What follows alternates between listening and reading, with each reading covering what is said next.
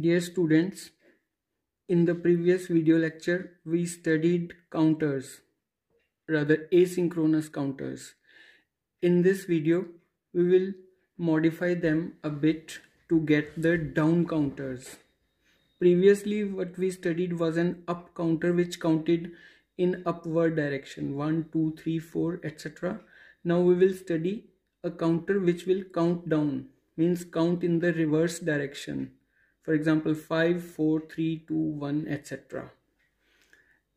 We do not need to do much, just a bit of changes will do the trick. Let's take the same JK flip-flops. How many JK flip-flops will you have depends on the limit of counting, the maximum number you want to count.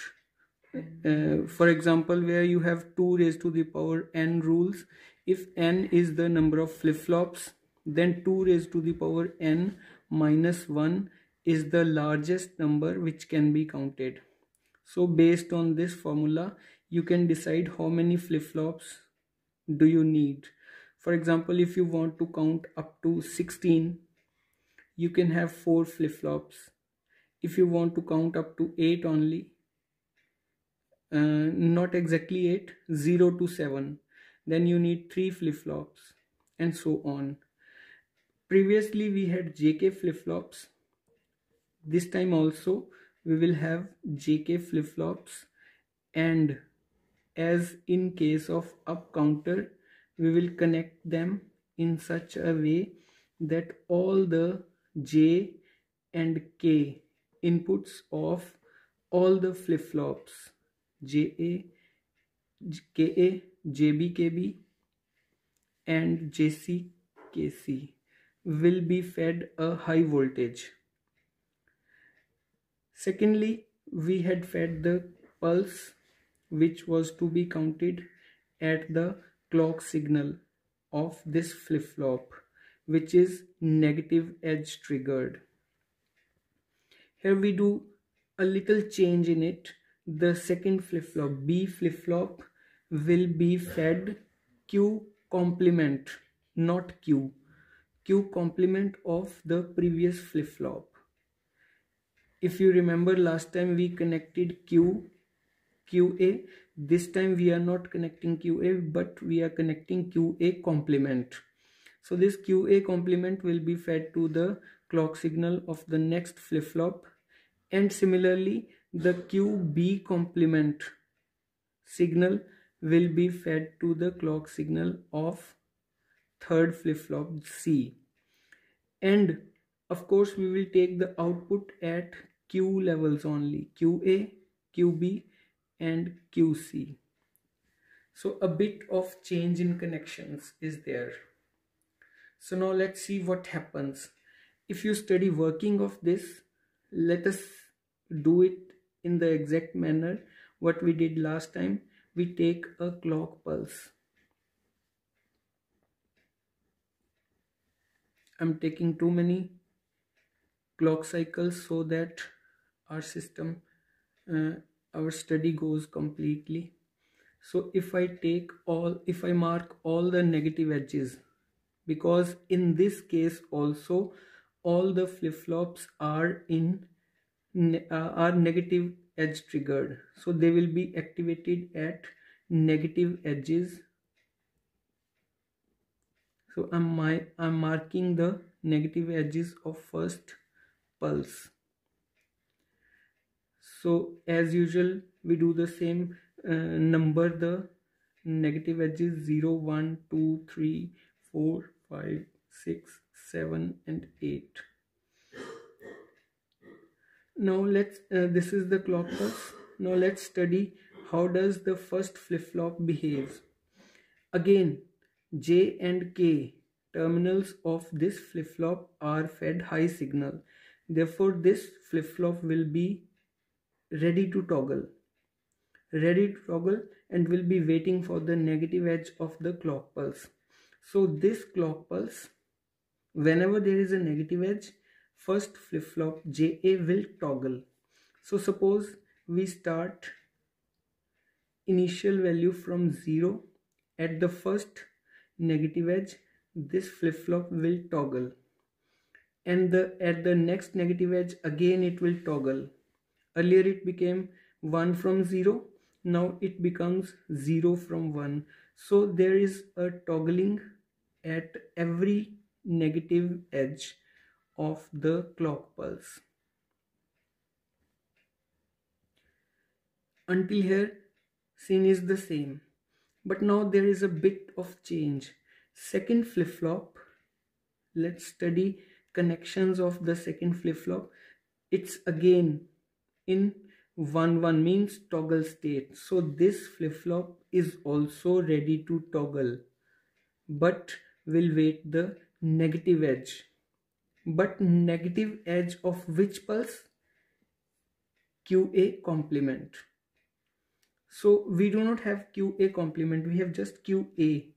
So before studying the output of B flip-flop, we need to have QA complements, because this pulse is feeding at the clock signal. So I take exactly opposite of QA, like this. I hope you can understand it. Where there is high signal, I have made it low, and where there is low, I have made it high. Right? So this is QA complement pulse. Now second flip-flop B will be governed by QA complement. So this pulse will be controlling the output of this flip-flop. Not this, neither this nor this. So now if I study output of QB, output of the second flip-flop QB, what will happen? It's in the toggle state and will toggle at the negative edge. So if we start from 0, here is the negative edge. Hope you very clearly understand what are the negative and positive edges. So this is the first negative edge, it will toggle here.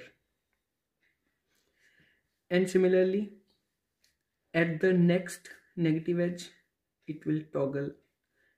And at the next negative edge, it will toggle. And at the next negative edge, it will toggle. Right? Now let's move on to the output of the third flip-flop, C. This is KC. Output inputs of this flip-flop, J and K, are again 1. That means 1-1 state. So this flip-flop is also again ready to toggle at the negative edge, of QB complement. So this will toggle at the negative edge of QB complement, but we have QB. We need QB complement. So QB complement is this. I'm taking exactly opposite of the QB pulse, like this. So now this is the pulse which will feed the clock signal of the QC C flip-flop, JK flip-flop, right? So suppose I need output of QC. It will toggle. Suppose it starts at low level, it will toggle at the first negative edge. It will toggle at the second negative edge again, and so on. Okay.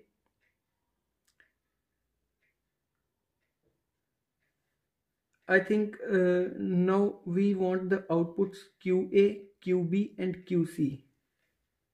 Let's mark these pulses with a different pen. We want to study the pulses QA. I'm marking it with black color to segregate it from the unwanted pulses. I want QB. I do not want QA as an output. It was just used to feed the next flip-flop. I need QB.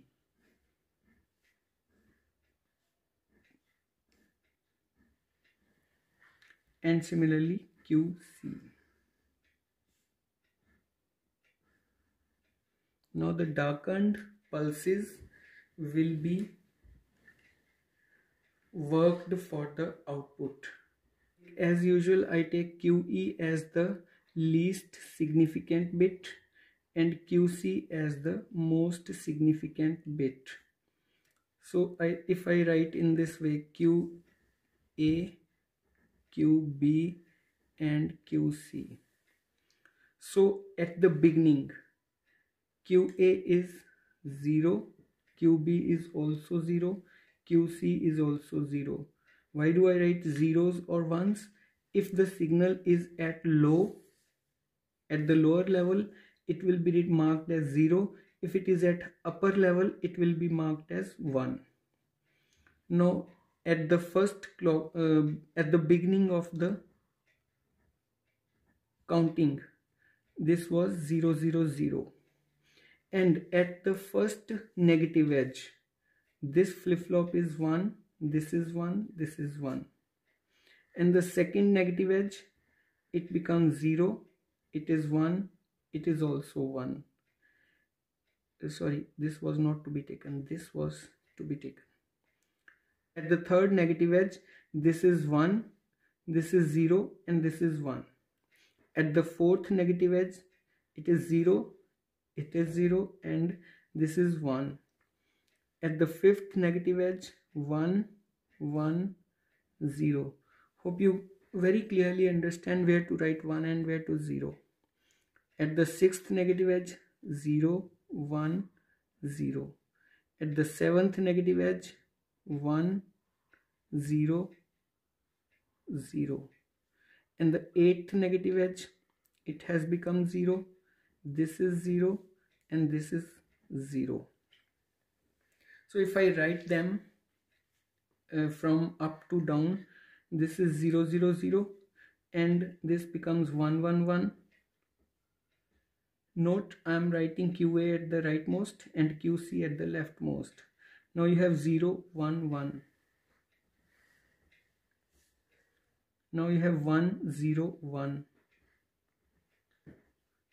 You have 0 0 1. Again you have 1 1 0. Next you have 0 1 0. Then you have 1 0 0. Then you have 0 0 0. If you extend it to one more clock cycle, you will find that all the values have become 1 1 1. Now let's take decimal equivalent of these binary numbers. 0, this is 7, 6, 5, 4, 3, 2, 1, 0, again 7 and so on. So you see that by connecting QA complement instead of QA, there is a change in the scenario. It starts counting downwards. So this counter can be used as a down counter. Hope you understand it very well. In the next video, we will modify the design, modify the circuit in such a way that we get both the up and down counters in a single device. Thank you very much.